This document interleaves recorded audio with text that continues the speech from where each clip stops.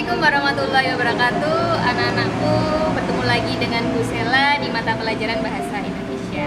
Apa kabar kalian hari ini? Semoga selalu sehat dan dalam lindungan Allah Subhanahu wa taala. Nah, anak-anak, materi kita hari ini yaitu mengenai teks persuasif. Apa itu teks persuasif? Teks persuasif, teks yang bertujuan untuk mengajak atau membujuk seseorang agar melakukan sesuatu yang dikehendaki oleh pembicara atau penulis. Nah, di sini ciri-ciri teks persuasif itu ada 3.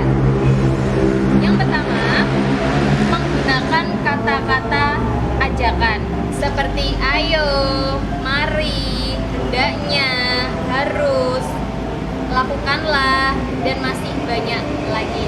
Yang kedua, memiliki alasan-alasan yang kuat disertai dengan data dan fakta.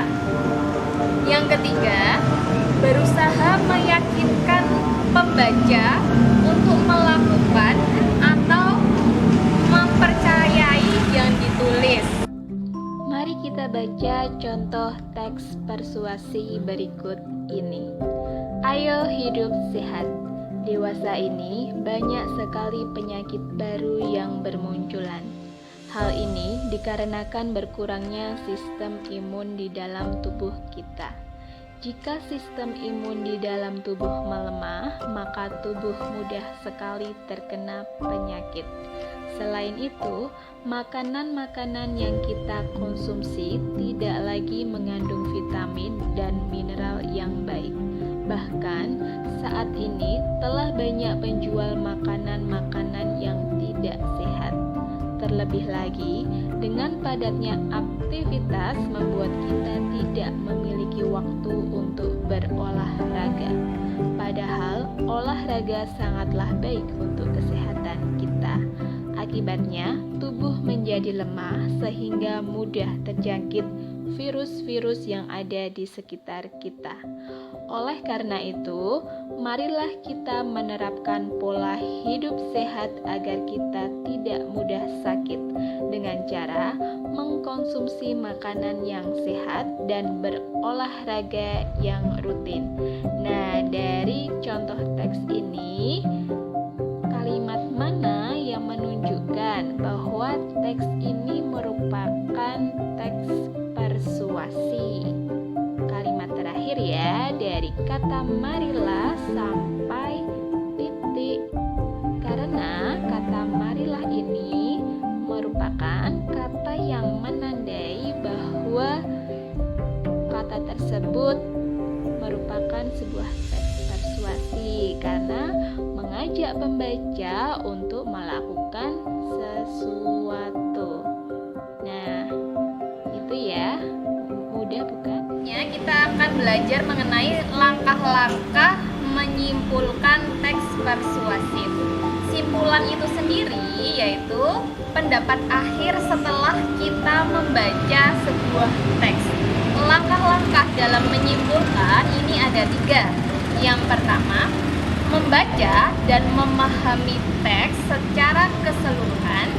Yang kedua, mencatat informasi penting yang ada di dalam paragraf. Yang ketiga, menyusun simpulan berdasarkan informasi penting yang ditulis dengan menggunakan bahasa sendiri. Mari kita baca contoh menyimpulkan teks persuasi pada paragraf berikut ini. Betapa sulitnya seorang pecandu rokok untuk menghentikan kebiasaan merokoknya. Seberapapun harga rokok tidak dapat menghentikan mereka. Misalnya di Malaysia harga 20 batang rokok dapat setara dengan 5% pendapatan buruh kasar. Di Shanghai, China, petani dan perokok menghabiskan uang untuk membeli rokok lebih banyak daripada yang dipakai untuk membeli gandum, daging, dan buah-buahan sebagai kebutuhan mereka. Hentikan merokok sebelum candu rokok melekat pada diri Anda. Nah, dari teks ini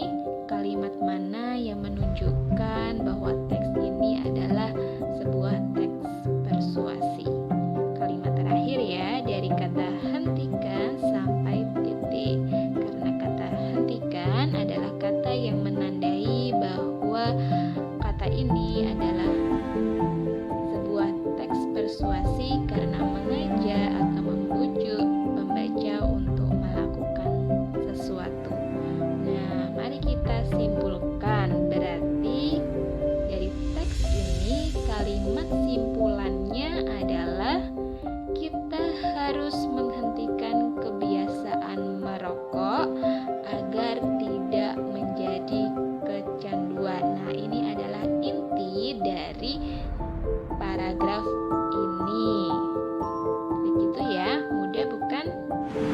Selanjutnya, teks persuasif ini memiliki jenis-jenis, yaitu yang pertama, persuasif politik. Nah, ini berisikan isu-isu mengenai dunia kepolitikan. Yang kedua, persuasif pendidikan. Nah, di sini berkaitan dengan dunia kependidikan. Yang ketiga, persuasif advertensi. Nah, ini kaitannya dengan iklan yang digunakan dalam bidang periklanan. Yang keempat, persuasif propaganda. Nah, ini berisi mengajak pembaca untuk berbuat sesuatu. Nah, ini contohnya seperti kampanye atau penggalangan dana. Nah, itu tadi anak-anak materi kita untuk hari ini. Apabila kalian belum paham, bisa ditanyakan melalui WhatsApp atau komentar.